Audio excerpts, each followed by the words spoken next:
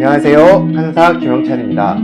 진료를 하다 보면 환자분들이 이런 질문을 하시다가 참 많아요. 원장님, 저는 무슨 체질인가요? 또는 원장님, 저 어떤 한의사분이 저는 이런 체질이니까 요 음식은 먹고 이 음식은 먹지 말라고 하는데 전 정말 이걸 좋아하거든요. 그런데 이걸 먹으면 안 되나요? 정말 이걸 먹으면 제 건강이 나빠지나요? 이렇게 묻는 분들이 계십니다. 저는 이런 환자분들에게 이 음식은 먹고 이 음식은 드시지 마세요 라고 말씀드리는 경우는 거의 없습니다. 물론 그 환자분이 어떤 건강 상태 때문에 그 음식을 먹으면 해가 되는 경우가 분명히 있죠. 그런 경우를 제외하고는 환자분께서 이런 체질이니까 이걸 드셔야 되고 이걸 드시면 안 됩니다 라고 말씀드리는 경우는 거의 없습니다. 제가 체질의학에 대해서 이렇게 말씀드리는 이유는 체질의학에 대한 제 생각이 일반적인 경우와 다르기 때문인데요.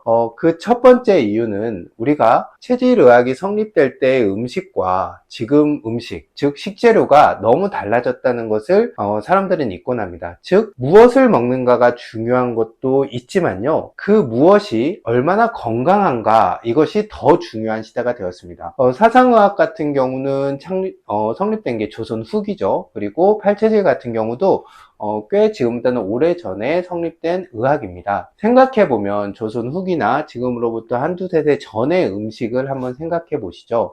그 당시에는 쉽게 생각하면 음식이라고 하면 식재료라고 하면 대부분 제철이고 유기농이었을 것입니다. 지금처럼 가공된 형태, 화학적인 가공 형태를 거치거나 아니면 정제 과정을 거치거나 또는 초가공된 그런 음식들은 없었을 겁니다. 즉 그 당시는 식재료, 음식 자체가 건강했기 때문에 이 중에서 무엇을 골라 먹을까, 병이 났을 때 이것은 좋고 이것은 나쁘다, 이런 식의 접근은 가능했을 겁니다. 하지만 지금은 음식 자체의 건강도가 나빠진 경우가 너무나 많습니다. 대표적인 게 화학적인 가공식품이라던가 화학적으로 만들어낸 음식들, 또 초가공식품들, 이런 것이겠죠. 그래서 저는 환자분들에게 무엇을 먹는가도 중요하지만 그 식재료가, 그 음식이 가지고 있는 건강함을 얼마나 잘 지키는가가 더 중요하다고 말씀드립니다. 왜냐하면 어떤 식재료가 나한테 맞는다고 했을 때 그것이 관행농법이라던가 어떤 화학농법으로 인해서 어떤 화학물질이라든가 다양한 유해한 것들에 노출되어 있다면, 또는 아주 고도로 정제된 것이라면 그것은 오히려 먹으면 먹을수록 해가 될 수 있기 때문입니다. 고기라든가 어떤 곡류라든가 다양한 식재료도 마찬가지겠죠. 그 식재료 자체가 오염되어 있고 나쁘다면 아무리 내 체질에 맞는 것을 먹는다고 해도 그걸 먹으면 먹을수록 해가 될 것입니다. 즉 식재료 자체의 건강도가 체질의학이 성립될 때하고는 완전히 달라졌기 때문에 무엇을 먹는가 보다도 이 음식이 얼마나 건강한가, 이 식재료가 어디에서 왔는가, 이것을 먼저 고민해야 된다고 생각합니다. 두 번째로는 우리가 체질에 맞는 음식을 먹을 때 받는 스트레스입니다. 우리는 다양한 음식들, 다양한 사람들과 만나면서 어우러져 살아야 되죠. 그런데 나는 이런 체질이니까 이걸 먹으면 안 돼, 이것을 꼭 먹어야 돼, 이런 식으로 된다면 다양한 사람들과의 어떤 만남이나 식사에서 상당한 부담을 느끼게 될 것입니다. 우리가 건강이라고 하면 많은 분들이 무엇을 먹을까, 이런 것들이 더 중요하다고 아주 중요하게 생각하지만요, 어떤 음식을 먹는가도 중요하지만 우리가 일상을 살아가면서 받는 스트레스, 이것을 얼마나 적게 받는가도 중요하고, 제가 강조한 호흡도 중요하고 운동도 중요하고, 즉 무엇을 먹는가는 전체 건강에서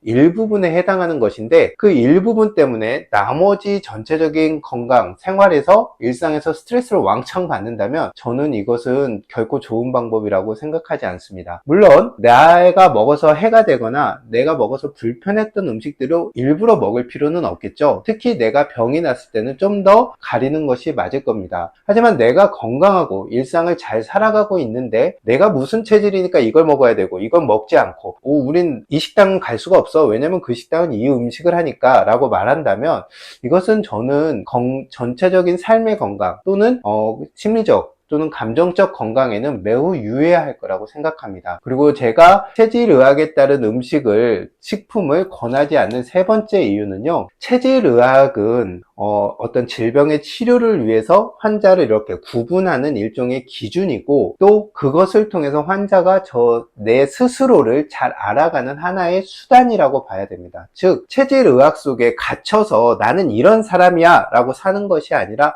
나는 이런 사람이니까 이런 장점이 있고 이런 단점이 있구나, 그리고 저 사람은 저런 장점이 있고 저런 단점이 있구나, 그런 것들을 서로 어울려서 내가 좀 더 단점은 고치고 장점은 살려서 조금 더 나은 사람이 되어가고, 어떤 건강으로나 성격으로나 심성으로나 이렇게 좀 완성된 사람을 만들어가는 게 저는 체질의학의 근본적인 목표라고 생각합니다. 그런데 현재의 체질의학은 사람들을 점점 이렇게 갈라쳐서 어떤 한 구석에 몰아넣습니다. 당신은 이런 사람이야, 그러니까 이걸 먹어야 되고 이렇게 하면 안 돼 라고 말하면서 점점 내 바운더리를 좁게 만드는 거죠. 저는 진정한 지식이라던가 알은 나를 확장시키고 나를 자유롭게 만들어야지, 나를 점점 좁게 만들고 나를 점점 갇히게 만들고 어떤 제한된 상태로 만든다면 이것은 제대로 된 알고 지식이 아니라고 생각합니다. 따라서 환자분들이 체질의학, 그리고 나에게 맞는 음식, 안 맞는 음식 이런 거에 너무 국한하지 마시고,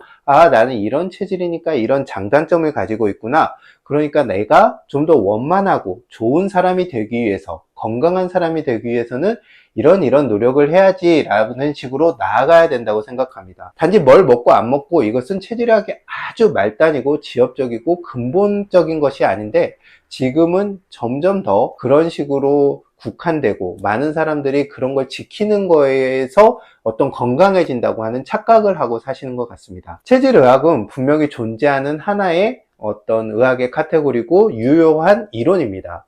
하지만 이것이 나를 점점 어떤 좁게 만들고 내가 그 안에 갇히게 만들고 내 생활을 점점 국한시킨다면 저는 이건 체질의학의 올바른 방향이 아니라고 생각합니다. 먼저 내가 먹는 음식, 내가 먹는 식재료가 어디에서 왔고 얼마나 건강한지, 그 식재료의 어떤 건강도를 먼저 따지십시오. 음식의 종류보다는 건강함을 따지는 것이 저는 첫 번째라고 생각합니다. 그리고 두 번째로 두루 드시고 건강한 음식을 드시고, 그리고 다만 과하지 않게, 잘못되지 않게 그렇게 먹는 것이 옳다고 생각합니다. 그리고 마지막으로 내가 체질의학에 관심을 가졌다면 내 체질을 통해서 나를 좀 더 성장시키고 확장시키는 방향으로 그것을 이해하시고 응용하시면 좋겠습니다.